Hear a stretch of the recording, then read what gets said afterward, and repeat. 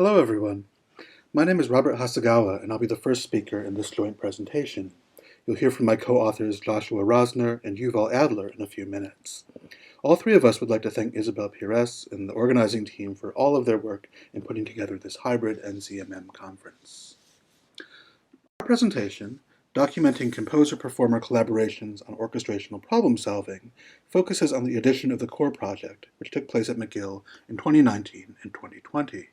The four McGill performers were Jean Coté, violin, Brian Cass, trombone, Ilya Foster, bass clarinet, and Martin Degg, percussion. And the three composers were Quentin Lovray, Pedram Diba, and Alexander Blank. In this short talk, Joshua, Yuval, and I will discuss how these composers and performers solved particular orchestrational problems, with particular attention to issues of balance, blend, gesture, and the dialectic of notational specificity and freedom. I'll begin with a few case studies from Quentin Lovray's composition, For Narrow is the Door. In an October interview, relatively early in the project, Lovray comments on the particular challenges of the core quartet in terms of the complementary issues of balance, the audibility of each instrument in the ensemble, and blend, the perceptual fusion of multiple sonic sources into a single percept. In terms of balance, Lovray observed that the biggest problems are the trombone and vibraphone, which can easily swallow up the violin and cover up its sound. He observes that one of the solutions would be to change the spectrum of the trombone or vibraphone through playing techniques, different mallets for the vibraphone, and mutes for the trombone. Another way to avoid the problem is to separate the instruments into different registers, and to ensure that the spectral energy of the trombone isn't in the same zone where the other instruments play. Finally, Lovray considers the role of the kinds of activity or gestures made by the instruments. If one gives different roles, different functions to the instruments, it's easier to separate them, to hear them in a clear way because they're doing different things. If the instruments all have a similar kind of activity, there is a much greater risk of fusion.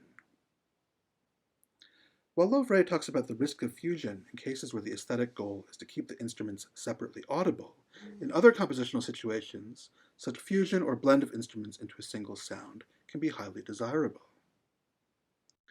When questioned about achieving blend between the four ensemble instruments, Lovray suggests that an easy and effective approach is to imagine a particular timbral territory and seek to bring all the instruments together within that zone.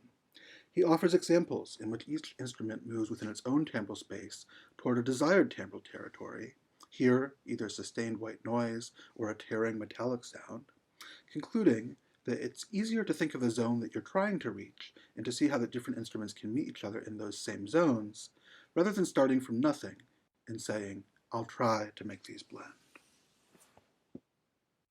We'll now take a look at and listen to a few excerpts from Lovray's piece. Here, in measures 8 to 13, you'll hear the musical demonstration of some of the principles of balance and blend discussed above. I'm drawing here primarily on the perception-based taxonomy of orchestrational effects developed by Stephen McAdams and his collaborators.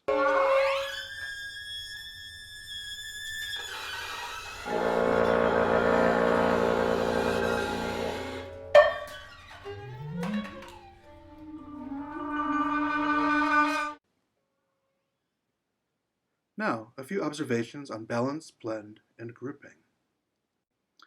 The initial rising gesture in measure 8 encourages the gestural integration of the violin, trombone, and bass clarinet, but they do not actually blend into a single indivisible percept. The brevity of the gesture and the shared rising trajectory, the Gestalt principle of common fate, helps to group together the three distinct instruments. The loud chord in measures 11 and 12 strikes a balance between audibility of individual instruments and a partial integration of the ensemble into a single sonority, though again, not a full blend. The excessive dominance of the trombone in the chord is avoided through Lovray's stated strategy of registral separation. The low register of the trombone keeps its most intense spectral energy away from the higher violin and vibraphone. Lovray also uses layer dynamics to keep the vibraphone appropriately balanced with the other instruments. It is marked only mezzo piano, but can still be heard clearly. In the score preface, the composer writes, even if it may seem unnatural or counterintuitive, following the layering of the dynamics is what will make the otherwise heterogeneous timbres merge. While the above strategies are largely aimed at maintaining the audibility of individual instruments, the ensemble is nonetheless kept together, to a degree, by similar modes of articulation and sustain. The instruments come together in a shared timbral territory, defined by roughness, granularity, and spectral complexity.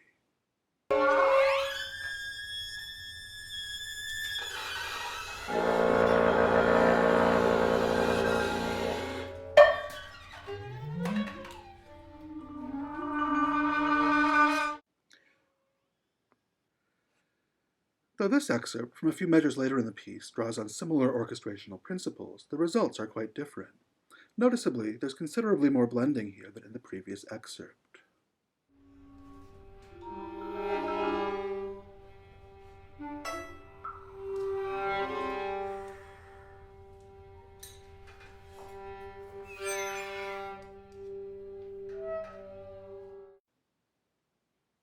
Once more, a few observations. The motion-based gestural integration that marked the start of the previous excerpt is largely absent in this more static passage. We could speak instead of a textural integration, with the four instruments contributing to a single complex sustained texture. The gestural integration strongly linking violin and flexitone near the end of the excerpt is a rare exception. This time, the instruments share many common pitches, contributing to the increased perception of blend among instruments. These blends usually augment the timbre of the violin, rather than creating a new emergent timbre. There are identical pitches linking violin and trombone on G3, and violin and bass clarinet on G quarter sharp 4. The layered dynamics help to keep the violin at mezzo forte in the timbral foreground. The vibraphone is marked at just piano, and the potentially problematic trombone is kept under control by the use of a harmon mute and then a shift to an unvoiced, white noise breath effect, which easily merges with the breathy tones of the clarinet and the faint noise of the violin bow. Here the instruments again seem to seek a common timbral effect, an intersection of timbres that encourages hearing them as a single percept. The violin is at the center of this timbral territory, with other instruments approaching its sound within their own timbral spaces. I'll play this excerpt once more to allow you to assess these observations yourself, then we'll turn things over to my co-author, Joshua Rosner.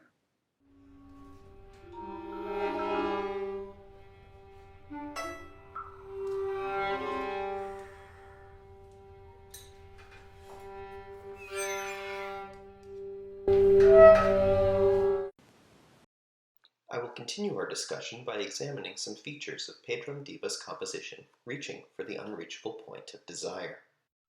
The core process was a departure from how Ndiba usually composes, planning, taking a step back to evaluate, writing, taking a step back to evaluate and reassess, etc. The core composition afforded a more hands-on experience, putting an idea down on paper or expressing it verbally, exploring the sound with the ensemble, listening, spending time away from the ensemble developing the idea, and coming back with a more refined version to explore. In his final report, Ndiba writes about the presentations on perceptual effects, and the documentation of this process reveals their influence on this composition. Based off of the materials collected during the process and conversations with the composer, Ndiba achieves blended cohesion using the following strategies: the Gestalt principle of proximity and similarity, the Gestalt principle of common fate, and by overloading the listener with sonic information. Let's listen to the beginning.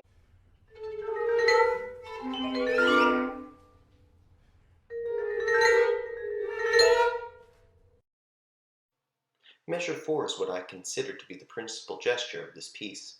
It can be found throughout, but first appears fragmented in measure 1 and more completely in measure 4.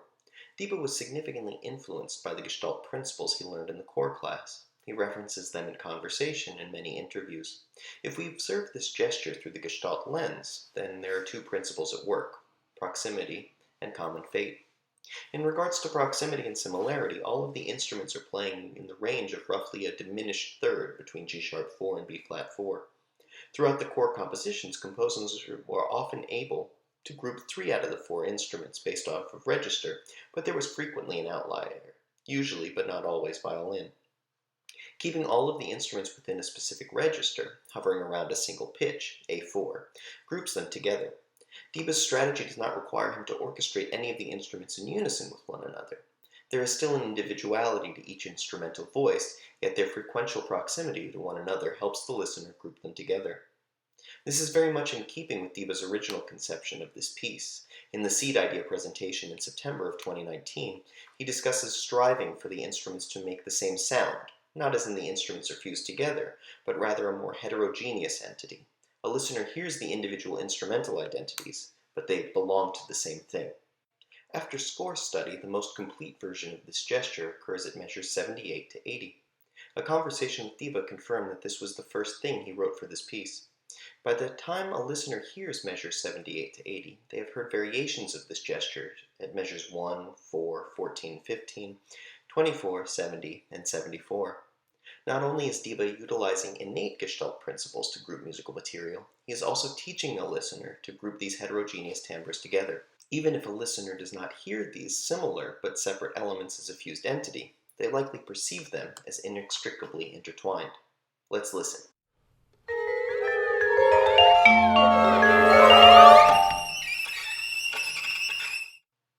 This brings us to the second strategy, the principle of common fate. Diba orchestrates a coordinated swell that helps to create the impression of motion in the same direction among all instruments. It should be noted that swell in this instance is not only a grouping mechanism in the Gestalt sense, but also a way to create an expansion of timbre. Especially by the end of the gesture, Diba has orchestrated the ensemble in such a way that the beginning of the gesture and end of the gesture are timbrally distinct from one another, even though they are created from the same materials. Reflecting on the title of the piece, the upward trajectory at the end of measure 80 is the unreachable point, heard in the unstable tense violin dyad. This variation on the gesture with an upward trajectory is hinted at measures 23 to 24, which we will hear now. The instruments collectively gesture upwards, as high as possible, only to slowly fall in the following measure. The collective similar motion towards a common destination is a strategy employed by both Diba and Lauvray. The last strategy Diba uses is that of cognitive overload. Diba, in almost a sound mass fashion, expressed the notion that chaos, to a certain extent, is a grouping mechanism. The chaotic internal motion of the composite gesture helps to create the perception of indeterminate sound sources. The overload is also, in part, assisted by the open notation that Diba employs throughout the piece. With the occasional exception of the bass clarinet and vibraphone, Diba chooses to notate this gesture in a loose fashion, giving the performers more agency than if he chose to be incredibly precise in his notation. The goal is to give enough information to get the desired sound, while leaving enough room for the performers to shape their own artistic interpretation.